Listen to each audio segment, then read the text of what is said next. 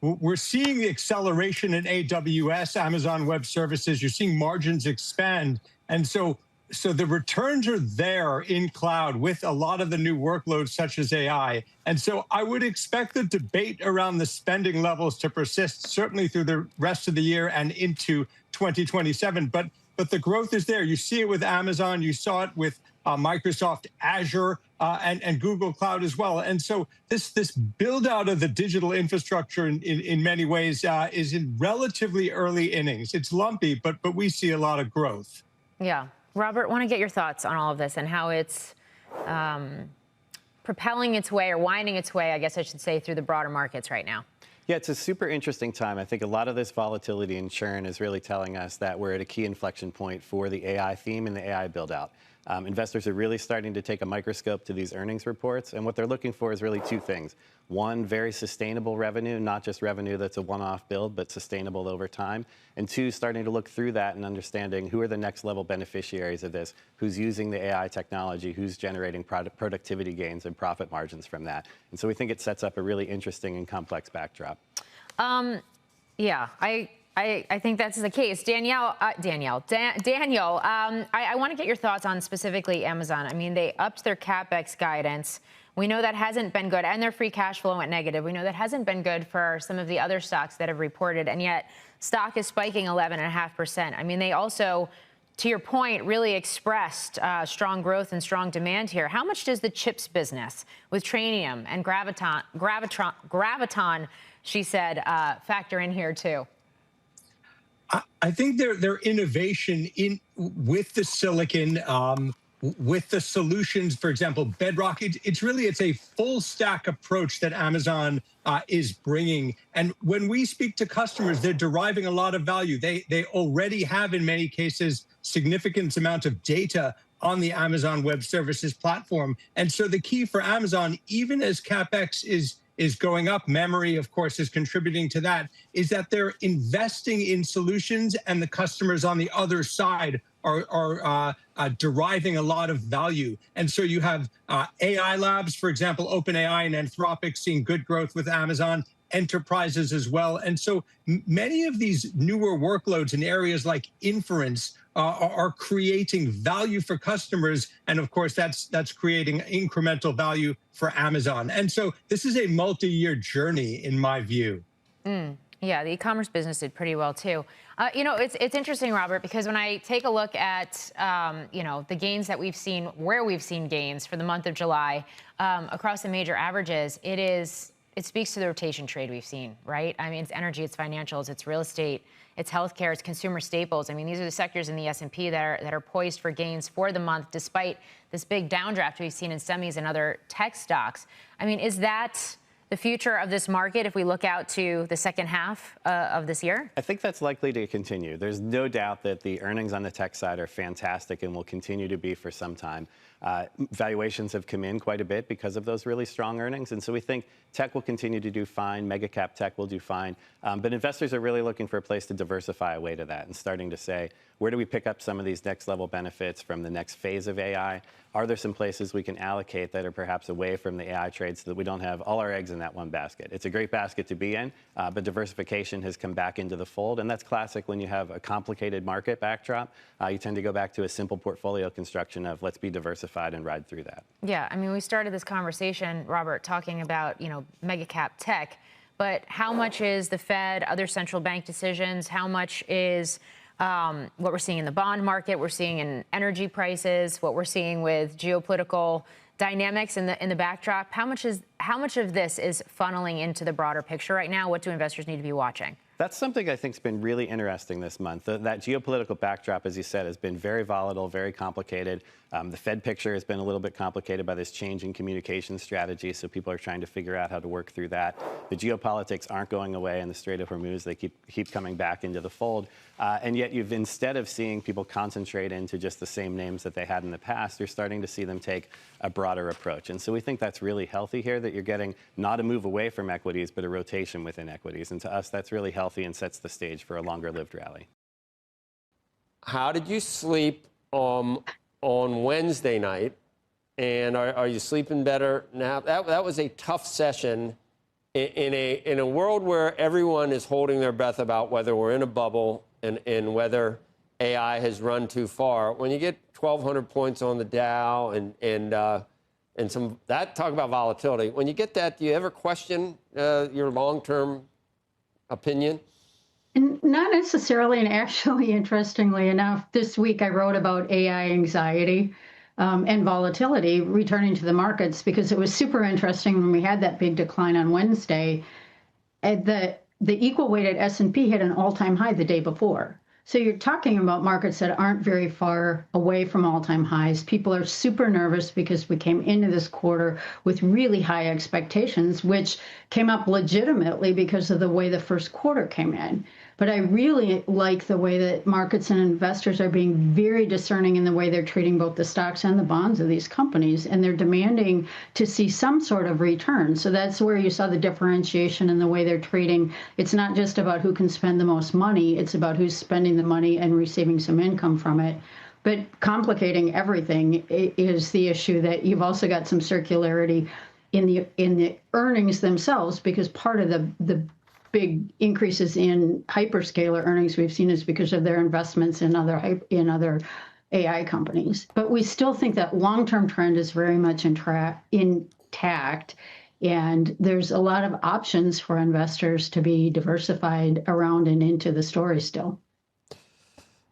Does it make you feel better? And we talked about it earlier with Microsoft. Microsoft started having, and I'm talking about Mag 7 and all the high flyers that are participating, it had a pullback way before Wednesday. It's already seems like it could be on the way back up. Have we seen kind of a rotation in and out of some of these names already? And maybe some of them are ready. Some of them may have already bottomed for all we know. You definitely have, because that's the one thing that's disconcerting, or it's disguised by the fact that the markets overall haven't had a major pullback, but you've had major pullbacks in the sub-indexes. We looked at 11 of the 11 GIC sectors that comprise the S&P. Something like 9 of them have already had pullbacks of 10% or more.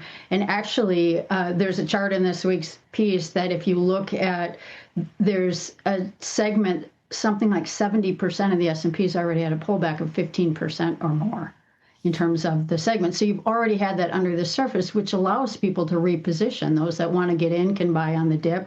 I mean, you look at the way the software stocks have been treated this year, the way the chip stocks are way up, but also pulled back. So you've got a lot of that rotation under the surface. I mean, it's hard. It would be hard with someone in your position to just say, you know what, this is just too risky. There's too much volatility. The valuations are too high. I'm going back to buying, well, maybe Sherwin-Williams would be good with what we saw this week. But can you really stay away from one of the greatest transformational events in history, theoretically, with what we're seeing for AI? It seems like, you got to be in to win. Well, the difficulty is that we're in the early stages. People are trying to figure out how to invest in it, but we're all going to benefit from it in the long run. And actually, when you think about the companies who will benefit from cheap, fast AI are not necessarily the ones that are spending on all the data centers now. But in the meantime, I mean, there are ways to diversify around it. You can buy the equal weighted S&P. You can buy small and mid cap stocks to put some governors, if you will, around the edges of that. You actually have the option. You were talking in the earlier segment about how the yields are up. You've got the opportunity to buy some fixed income to provide that cash buffer, if you will, that allows you to say, I've got dry powder for when markets come back. But the theme of rewiring the globe for this next phase of the information age, that's not going away. We're not putting it back in a new bottle. We may slow it some. But well, okay. All right. Yep. Anxiety, AI anxiety. I got it. You got it. We all got it. Despite being on course for a weekly fall, Nvidia shares increased in early AM trading on Friday. Analysts claim that the shares are currently pricing at a bargain following the recent AI-led sell-off. The research stated that Nvidia currently matches the description of a growth at reasonable price business and that the stock appears to be a good deal, selling 30% below our $280 fair value estimate. Despite Nvidia's ongoing excellent earnings growth this year, the company stated that its valuation has become more reasonable in comparison to our growth predictions and fair value assessment.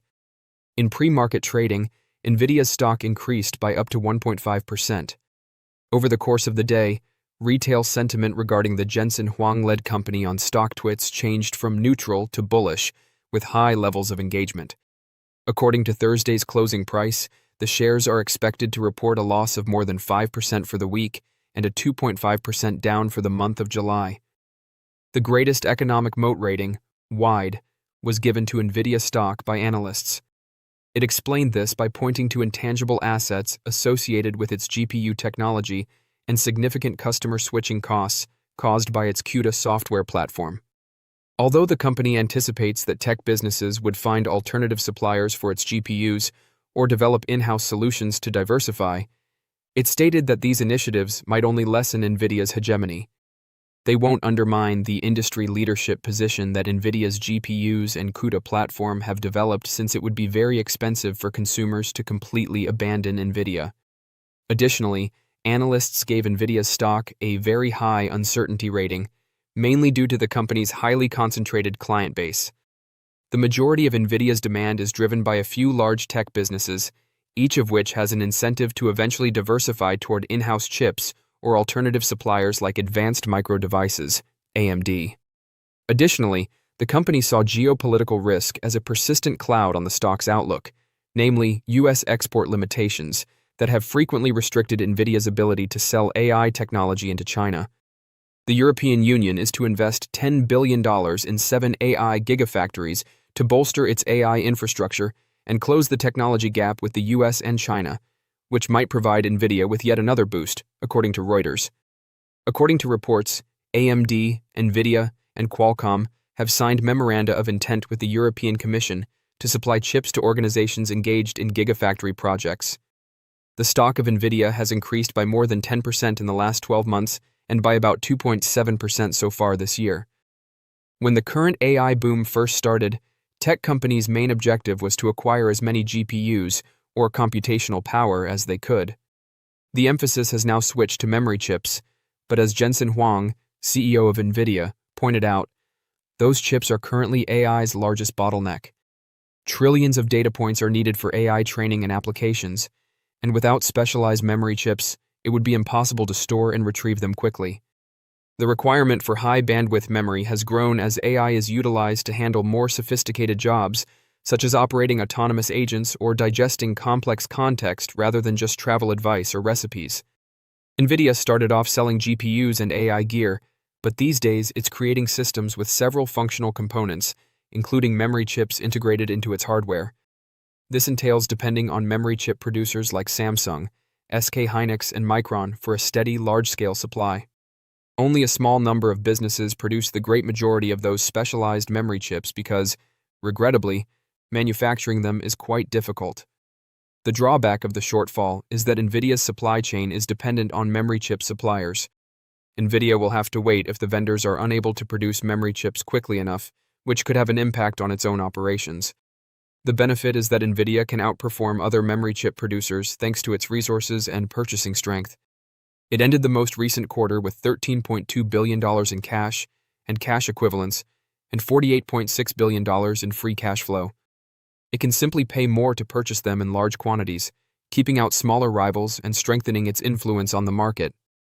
Investors shouldn't be alarmed by Huang's message because it represents only the next stage in the development of AI. Regardless of the current setback, it should be hopeful that Nvidia can leverage its leadership position to remain a long-term force. As of the market close on July 29th, Nvidia's stock has only increased 0.60% year-to-date. This is largely due to the general mood around big tech and the Magnificent Seven firms in general, rather than Nvidia's subpar business performance. Nvidia continues to make clever but circular AI partnerships. Whether you like it or not, Jensen Huang's business is making good use of its extra cash as it looks to invest even more in this AI revolution, which many observers, like Yorkville Ives' Dan Ives, believe is in the third inning. In any event, the most recent circular deal, Nvidia acquiring a $5 billion share in Ilya Sutskever's AI lab called Safe Superintelligence, may be the most fascinating. It has been a long time since we last heard from Mr. Sutskever, a bright man who left OpenAI over 2 years ago due to disputes with the company's direction, particularly with regard to AI safety. Safe superintelligence might be the best term for safe AI. Even though it's still early, I believe Jensen Huang and his company made a smart decision by investing in one of the industry's finest minds. Selecting winners at the cutting edge of AI can be challenging. However, I believe that diversifying among promising companies with the best visionaries is a smart strategy that could pay off handsomely in the next decades. Why? These days, capability is just as important as safety and safeguards. It's probable that capability has taken precedence over safety and putting the right measures in place to prevent such unexpected breaches, given the Hugging Face incident, in which OpenAI's agent went rogue. In any case, the episode appears to support Mr. Sutskever's beliefs and may possibly highlight the man's AI lab. Safety isn't particularly exciting on the surface, of course. However, safe and sound might start gaining market share if things actually do get a little scary with AI, as agents start going about doing their own thing to fulfill their job. This is especially true as we start to understand the consequences of agentic AI-related incidents, which I'm sure will only pile up as the technology becomes more capable, affordable, and widely available to the masses. Safe superintelligence, in my opinion, stands out as more of a safety-focused AI lab that can develop safe superintelligence without worrying about rushing a product to commercialization in order to gain or maintain market share and please investors. This is a huge advantage for a company that is starting with more of a safety-first approach rather than building quickly, breaking things, and then putting the guardrails in place afterward. Even while Mr. Sutskever's company becomes largely invisible in the short run, may a safety-first approach and native alignment actually be the strategy that helps the company win the long game? Maybe. I think the company is in a strong position to succeed in a situation where government authorities may need to intervene more significantly because it is operating differently and possibly more responsibly, at least on paper. Of course, imposing excessively high regulatory barriers carries hazards. However, I believe that the dangers of agentic AI in the hands of a bad actor are simply too great. I do believe safe superintelligence may be one of Nvidia's best bets, whether it's the big name, Ilya Sutskever, a man I consider to be a genius and one of the brightest minds in AI. The strategy, which could really start to pay off once regulators finally step in, perhaps in response to an incident, or the quiet breakthroughs going on behind the scenes. This is especially true if the investment marks the beginning of a budding relationship that helps the GPU giant remain the preferred hardware supplier. You must establish the proper connections if you want to broaden your economic moat and increase your reach throughout the AI stack. Whether you agree with it or not, Nvidia's circular arrangements are the most sensible course of action given its current financial situation. As the AI boom continues, it appears like Jensen Huang has planted all the necessary seeds to continue being a huge winner. It's likely that Nvidia will be discreetly announcing victories in the background, whether it's safe superintelligence, thinking machines lab, or another creative idea.